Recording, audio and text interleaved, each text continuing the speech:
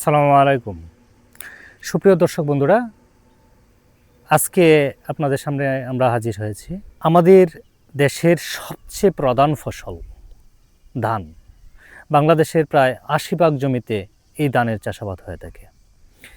এই ধান চাষে একসময় মানুষ অনেক পিছিয়ে ছিল। বর্তমানে আধুনিক জাতগুলো এবং তার ব্যবস্থাপনা বিভিন্ন এই সম্পর্কে মানুষ সচেতন হয়ে এটিকে আরও উন্নত থেকে উন্নততর চাষাবাদের দিকে এগিয়ে যাচ্ছে।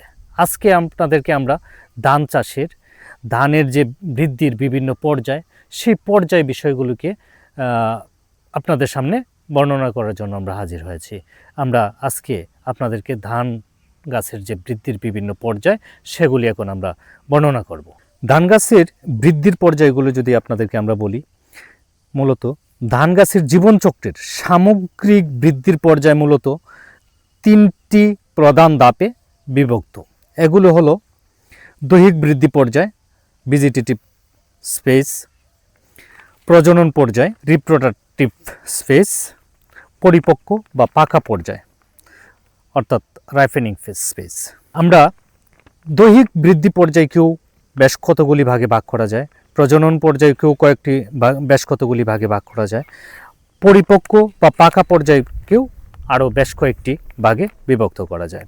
মূলত দৈহিক বৃদ্ধি পর্যায় আমরা যেটাকে গণ্য করে থাকি সেটা হলো বীজের অঙ্কুরোদ্গম থেকে কুশি উৎপাদন ও কায়স্তুর আসার আগের সময় পর্যন্ত চারা, কুশি, কাণ্ড লম্বা হওয়া ইত্যাদি, এই সময়টাকে আমরা দৈহিক বৃদ্ধি পর্যায়ে বিবেচনা করে থাকি বা বিভক্ত করা হয় থাকে।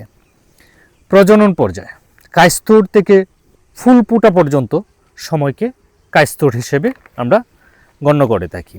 এই পরিপক্ক বা পাকা পর্যায়কে আমরা মূলত ফুল ফুটার পর থেকে দানা পাকা বা কাটার সময় পর্যন্তকে আমরা পরিপক্ক পর্যায় হিসেবে বিবেচনা করে থাকি।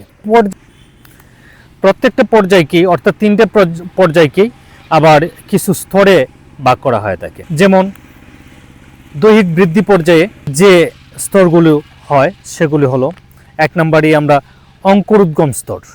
অঙ্কুরোদ্গম স্তরকে আমরা 2 থেকে 3 দিন থাকে। এর পরবর্তী চারা স্তর। চারা স্তর মূলত 30 থেকে 40 দিন। রোপণ ও পুনরুদ্ধার স্তর বা রিকভারি স্টেজ সেটা 7 থেকে 8 দিন পর্যন্ত। কুশি স্তর 40 থেকে 42 দিন পর্যন্ত। যাই হোক, পরবর্তী যে প্রজনন পর্যায়কেও আরও প্রধানত 60টি ভাগে আমরা 60টি স্তরে বিবেচনা করে থাকি বা করা হয় থাকে। কায়স্তুর, এরপর তুর স্তর, বের হওয়ার স্তর, ফুল অবস্থার স্তর। মূলত কায়স্তুর সেটা 5 থেকে 7 দিন, তুর স্তর সেটা হলো 8 থেকে 10 দিন, শীষ বের হওয়ার স্তর 8 থেকে 10 দিন, ফুল অবস্থার যে স্তর সেটা 4 থেকে 5 দিন হয়ে থাকে। পরিপক্ক বা পাকা পর্যায়কেও আরও 3টি প্রধান ভাগে ভাগ করা হয় থাকে, অর্থাৎ 3টি স্তরে আলাদা করা হয় থাকে। একটা দুধ অবস্থার স্তর অর্থাৎ মিল্কিং স্টেজ, ক্ষীর অবস্থার স্তর অর্থাৎ ডাফ স্টেজ, পরিপক্ক স্তর অর্থাৎ ম্যাচুরিটি স্টেজ।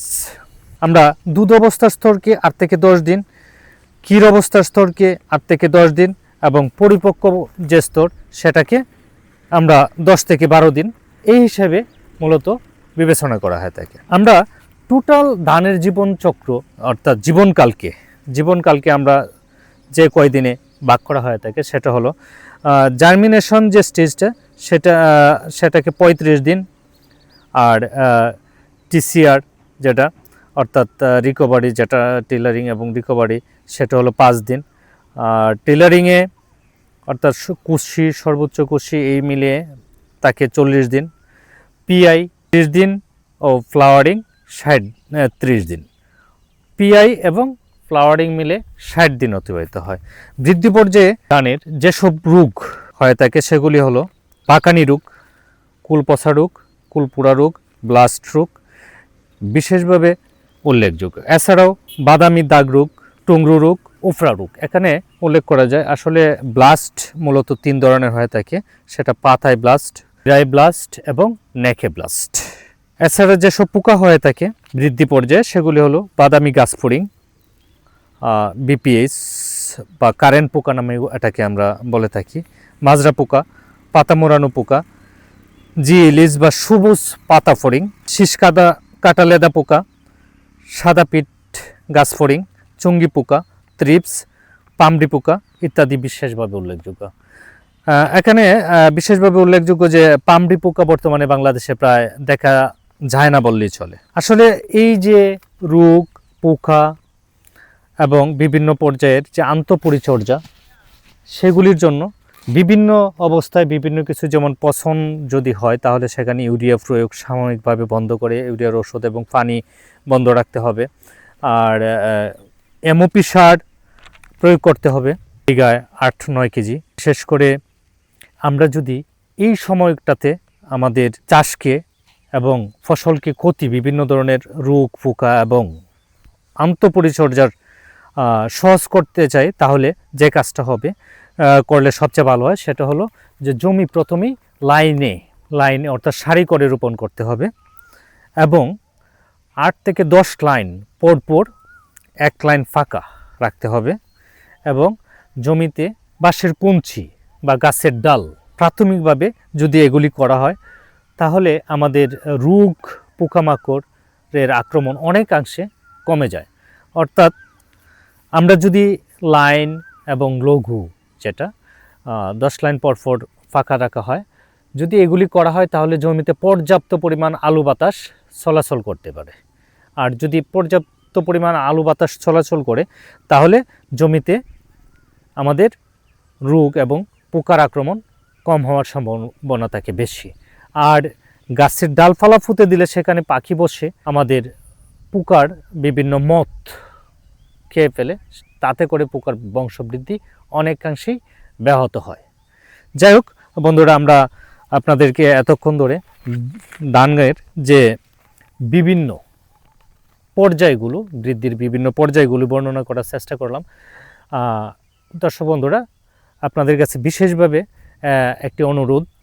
অনুরোধ করব যে এই বিভিন্ন পর্যায়ে আপনার কষ্টের যে ফসল আপনি উৎপাদন করে থাকেন, সেই ফসলকে সুষ্ঠুভাবে বেড়ে ওঠার জন্য এবং গড়ে তোলার জন্য যখনই কোনো সমস্যা সম্মুখীন হবেন, কোনো রোগ বা পোকা আক্রমণ হবে, যদি কোনো রাসায়নিক পদার্থ আপনার জমিতে প্রয়োগ করতে হয় তাহলে অবশ্যই আপনি আপনার নিকটস্থ কৃষি কর্মকর্তা বা উপজেলা কৃষি অফিস অথবা এ বিষয়ে যারা এক্সপার্ট তাদের সাথে পরামর্শ করে আপনার এই জমিতে রাসায়নিক পদার্থ অথবা কীটনাশক, সার এগুলি প্রয়োগ করবেন। এতে করে আপনার ফসল সংরক্ষিত থাকবে, ভালো থাকবে। সে বিষয়ে আপনাকে অবশ্যই সচেতন হতে হবে। ভালো থাকবেন বন্ধুরা। পরবর্তীতে আরও নতুন কোনো বিষয় বা নতুন কোনো অভিজ্ঞতা বা নতুন কোনো বিষয় নিয়ে আপনাদের সাথে কথা বলবো। আসসালামু আলাইকুম।